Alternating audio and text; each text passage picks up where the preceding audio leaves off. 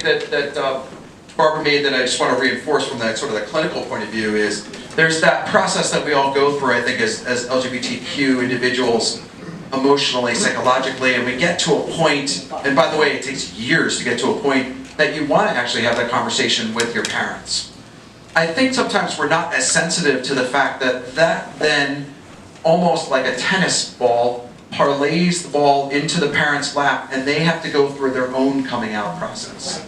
It's a very, very intense emotional experience for parents, because not only is it, how did I feel about my son or daughter, what did I think they were going to be, how did I think they were going to live, and somehow they're over here. That's when they deal with it alone at their kitchen table. But how do you go to that next Thanksgiving and Matilda's sitting on your left, and cousin Ronnie, who maybe votes for a different party than you do, is sitting on your left? And how do you actually handle that? So they actually go through their own coming out process. And so I think that sometimes we in the LGBTQ community sort of come out to our parents, and then we call them to action, and we sort of call them, it's a process. I mean, it really is, as you so aptly described. It happened to me because when my son was a junior or senior in high school, we were on a cable news show. They asked us to come and talk about, him coming out and what it was like. And we did the cable show, and 2 days later I got a card from a cousin of mine who I never told my son was gay, because I would go for sure, she would just disown me. And she said, "We saw you on TV, and we want you to know we love you and we support Chris." So it was like, you just don't know. You don't know. So when I came out to my parents, my mom, she said, now I'm going to have to come out. Because she had to deal, her friends who were her age, she were going to have to deal with this that she didn't, she was having a tough time dealing with it. Yeah. I think a good rule of thumb is, for as long as it took you to deal with your coming out, you need to give your parents some time in order to deal with it, and not expect them to be where you are. Good, that's a great point. Really well. Okay, we have time for maybe one more question. We're at about 8:25. I have a comment. Sure, comment. Love it. This is more of a comment than a question. Yeah. Okay. On some level, I mean, as tough as things are, this is really a great time. Because I know for some people it's a challenge, but it's causing the rest of us to do some self-evaluation. And when the AIDS epidemic first started, it started us to take a look at a particular type of population. And the one concern that I had was, I don't think we're pushing this conversation far enough. To talk about how we feel about sex, and the partners that we choose, and how we deal with it, and do we engage in public displays of affection, and all that in a wide range of issues. And again, this is a wonderful, it's a challenging time, but at the same time, this is a wonderful time for our I would like to add to that. In the Rainbow Cafe, we're predominantly white kids. I think in immigrant communities, with people of color, and certainly Asian communities, they're having a hugely difficult time with this. And in Hispanic communities, and Black communities, they have a ways to go still. We have a long way still to go to help communicate this issue. Because right now, I've experienced it within the white community as progressing, but not so much in other communities. I just wanted to say that I have known a number of families where one of the parents in their 30s, 40s, or 50s has had the courage to come out and has actually come out to their children and their spouse and the rest of their family. And maybe I'm lucky, but in all these situations, everybody's worked it out. I don't know any kids who had trouble accepting. Sure, so reversing it. Yes, Yeah, exactly. yeah, that's a really good point, really good point.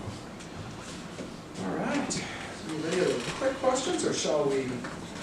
wrap things up? Just real quick, Please. this is your comment. I agree with you. What are you thinking in terms of continuing, I'm sorry, what are you thinking in terms of taking that conversation further? How do we mainstream this transition?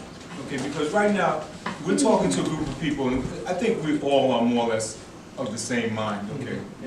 to use the term, preaching to the choir. But to have this for people external to this building and this conversation, to be of like minds.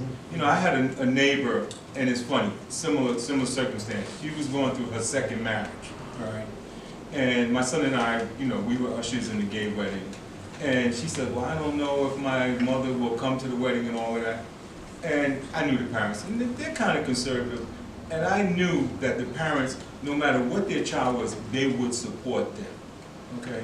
So you'd be surprised, people who we don't think are in our corner, they may not carry the pride flag, but nonetheless, they are very supportive. And just because people aren't as vociferous as we are, okay, we'd be surprised, the guy says, you may have a friend here that you don't know about. Test of virtue. Yeah, Glenn Rock went through that, you know, just like, who wants to be tested? Sure. Because we like this to question, you know, you can leave it ambiguous. We could say, well, we don't have discrimination here, so why would we have to raise a pride flag? I'm like, I think you perhaps are conflating this with the fact that you do have an issue that you're ignoring, as opposed to not having a problem at all. But we have tested the waters, and they start saying, oh, this wasn't so bad after all, and it's starting to get better. But to your point, a lot of people are very scared to be tested because they don't want to fail it. So instead of looking at the solutions, they get rid of the question. Yeah. And this is what makes it so worrisome for those of us who live in Ridgewood and fought. We didn't have to fight to put up the first pride flag. Our village council said this is what we're doing. But the second year and the third year, and now it's a constant fight. And so our village council isn't saying, well, we're against those gay people. What they're saying is, well, we're really not ready to fly. First they're saying the flag is stolen. 2 years, that's a whole new story. And then it's, we're not against flying the flag. We just don't think it should be on the same pole. So we're going to raise money privately to put up a flagpole that will, for 1 month, fly the flag. And I said to our mayor in a private conversation, this to me is, and I'm old enough to remember Jim Crow, and I'm old enough to remember friends who were gay in the early 80s who went to dinner parties with the rest of us and were suddenly given paper plates and utensils because it was so scary you might get AIDS. So this separate and equal stuff, there are many of us who are uncomfortable with it, but there's no place to have that conversation.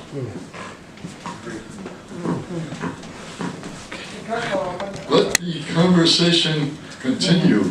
Let me just follow up on that, because Jan's right. I mean, there's some of us have heard, you know, Ridgewood has a somewhat tortured past over the last couple of years with this flag issue. Some of it's played out in the press and what have you. And so on the one hand, when we heard this year that the council has agreed to fly a flag in the downtown park and do some kind of event with it, we thought that was great. But it was tempered by the fact that they were taking money and they were going to put in a new flagpole. So there already is a flag with the pole with American flag, and now they're going to put up a separate one just for the pride flag.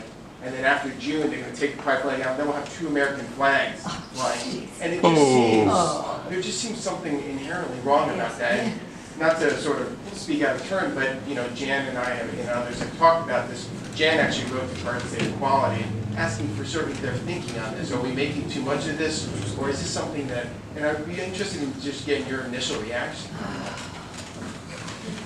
2 American flags? they're almost cementing their own mistakes.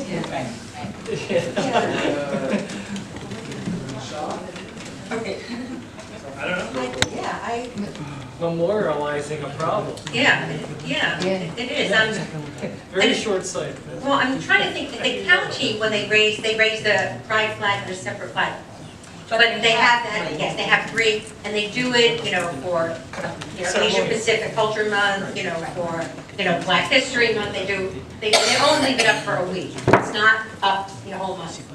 but that those have that separate designated flagpole for that. And I know in Westwood, I mean, John Berkner hung it from his balcony because they didn't want to put it up on the flagpole. And I don't know what they're doing in Englewood, I don't know what they're doing in, in Glen Rock, they have it with the American flag? It's held in, the American flag right underneath it. Underneath it, okay. That's how it should be. The POW flag is right below the American flag. You know, all the other flags that we see, But it's, then you could ask them if they intend to use the flagpole for other, racial or nationalistic endeavor. That may be the case. They may be wanting to fly a flag for Filipino month or I don't know, Black History Month or something, I don't know. Yeah. But if you don't know that, Right. and you go making assumptions, you could, alienate the people you're trying to win over. To me, it just seems to like go completely out of the way, just put it on this flagpole that exists. I mean, that's what it No, does. you're complicating something that's very simple. Yeah. They are. Yeah. This is difficult to confuse. We We need to can make a continue, problem, Yeah. because then we can correct it. Yeah. we can continue the conversation, we don't have to leave, but we will end the main part of the conversation. Now, I wanted to say that from you all, I think we learned two things that are really important besides what we expected. And one is that you're on a liberation journey. You're doing it for yourselves, you're doing it for us, and the second thing is that liberation journey is larger than the gender. It's larger than the race.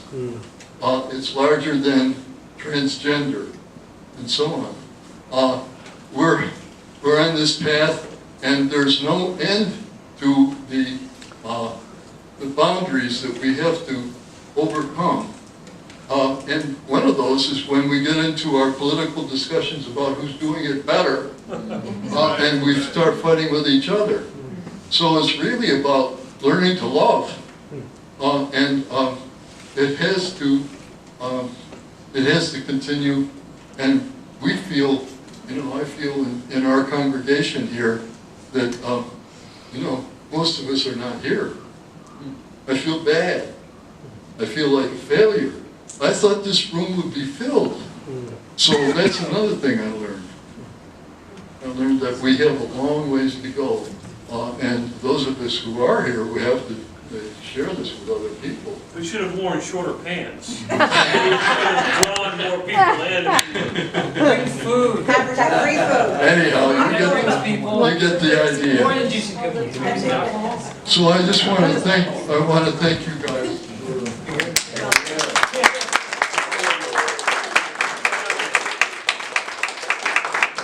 We have a few flyers that you can take, including the one that tells about the different activities of our forum.